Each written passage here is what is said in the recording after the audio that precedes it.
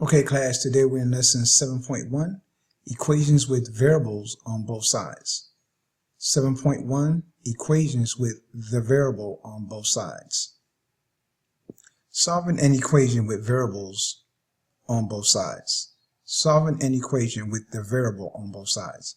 Equations with the variable on both sides can be used to compare costs of real-world situations. To solve these equations, use inverse operations to get the variable term on one side of the equation.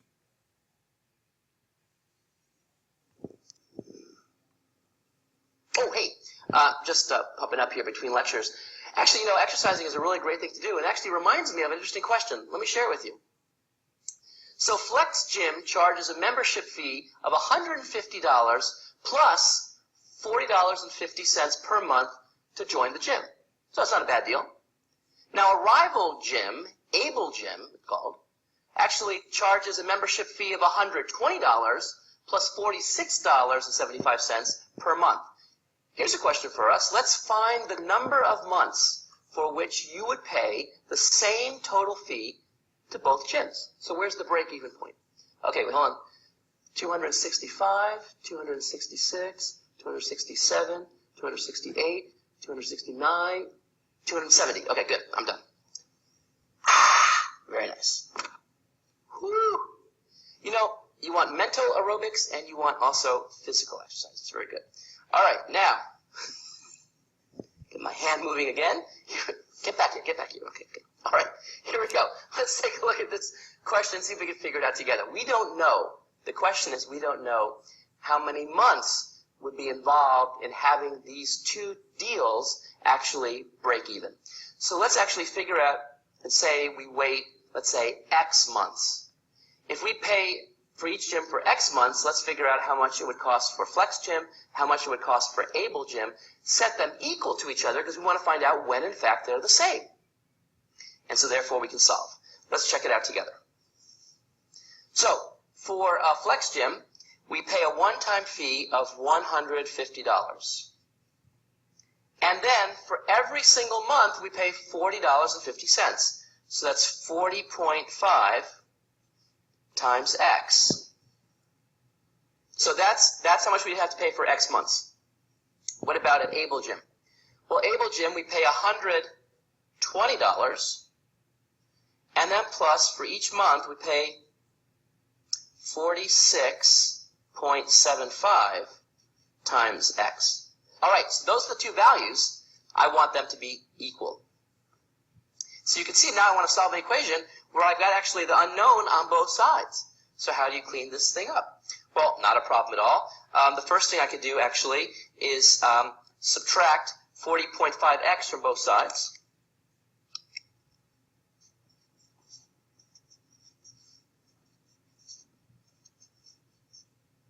And if I do that,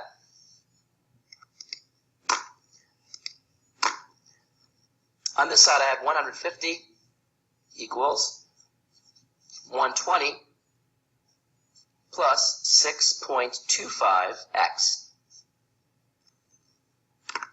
The 120 has no x in it at all, so really I should be subtracting the 120 from both sides to isolate those x's. Some people want to work on their abs, I want to work on my x's. Here we go.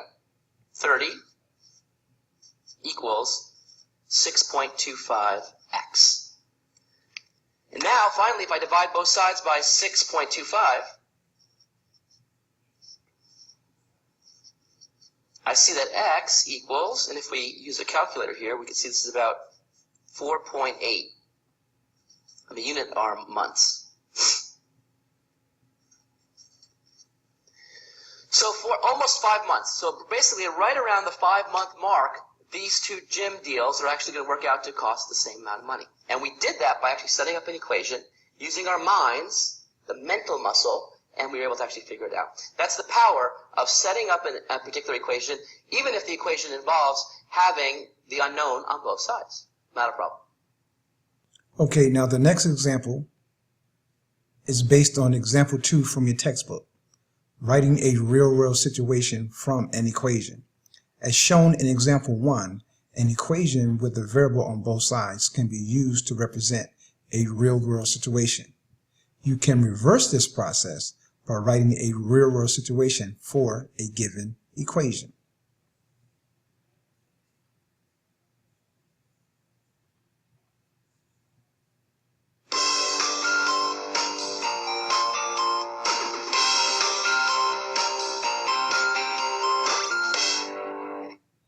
So we've seen lots of equations in our lives, and a lot of times the unknowns are on one side. But of course, you know, you and I, we're adults, right? You can have variables on both sides. There's nothing wrong with that. And in fact, when you have variables on both sides, sometimes they actually model something really interesting, and often real-world situations and scenarios involve setting up something that have variables on both sides. Let's take a look and work backwards. Let's take a look at an equation that has variables on both sides, and let's see if we can backwards engineer a real-world situation that actually captures that equation. So here we go. So let's write a real-world situation that could be modeled by the equation 65x plus 40 equals 85x. So let me just write that down. So we have 65x plus 40 equals 85x. Okay, so remember, here we're seeing that we have this unknown quantity x. We're multiplying it by 65, and then we're adding 40. And that should be the same thing as if we take that same unknown x, but only multiply it now by 85 and add nothing. All right, so let's think of a story we can make up where we could actually see this happening. Well, often costs and money come into play. So let's think about this. How about if we have two different cable television companies or two different cable television services, okay? And one service, let's say, charges $85 a month, okay? And let's say that X will now represent the number of months that we have the service. So if they charge $85 a month and you have it for X months, then how much would you pay? You would pay 85 times X. You would take the $85 per month, multiply it by how many months, and so that would represent that. So in some sense, here's something we can think about. We could think about the following. We could think about a cable TV service.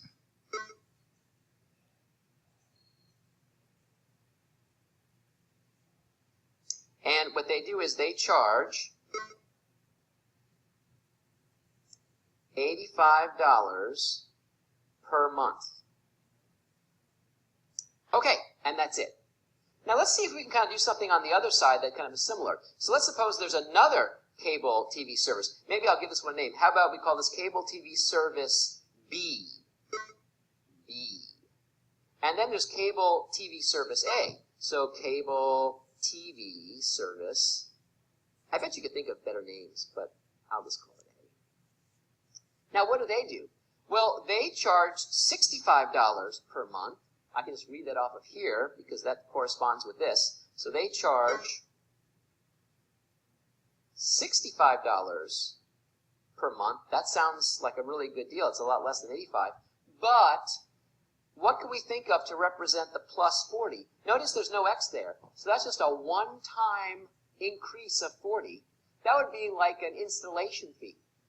So imagine we say you pay $65 per month plus a one-time $40 installation fee.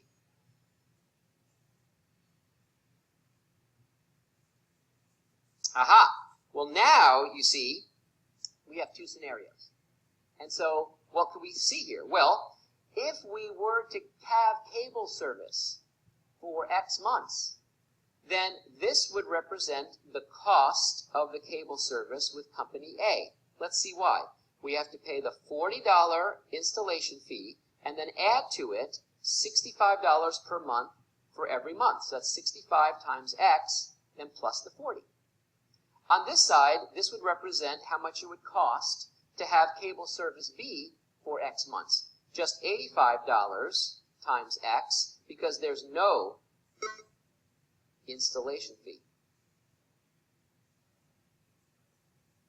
So what's a scenario that would actually allow us to make these two things equal? Well, what if we want to know after how many months is the cost of the two services the same? So do I go with A or do I go with B? Well, let's figure out how many months would transpire. So in fact, the two numbers would actually be equal. So there's our question. So let me say the question now in its entirety, and I'll try to point to the various pieces as we go on. So one cable television service costs $65 per month plus a $40 installation fee. Another cable service costs $85 per month with no installation fee. After how many months is the cost of the two services the same? And therefore we set them equal to each other. So there's a really interesting real-world example where you can actually see an equation that has unknowns on both sides actually be the right equation to look at. Equations come in all shapes and sizes and in a variety of different forms, including having unknowns on both sides. Sometimes, in fact, that's useful. Solving the equation always remains the same. We try to isolate all the unknowns, get them all together, isolate them, and at the very end, hopefully have x equals your answer. Here's hoping that all the equations that you look at will always end in x equals your answer. I'll see you soon.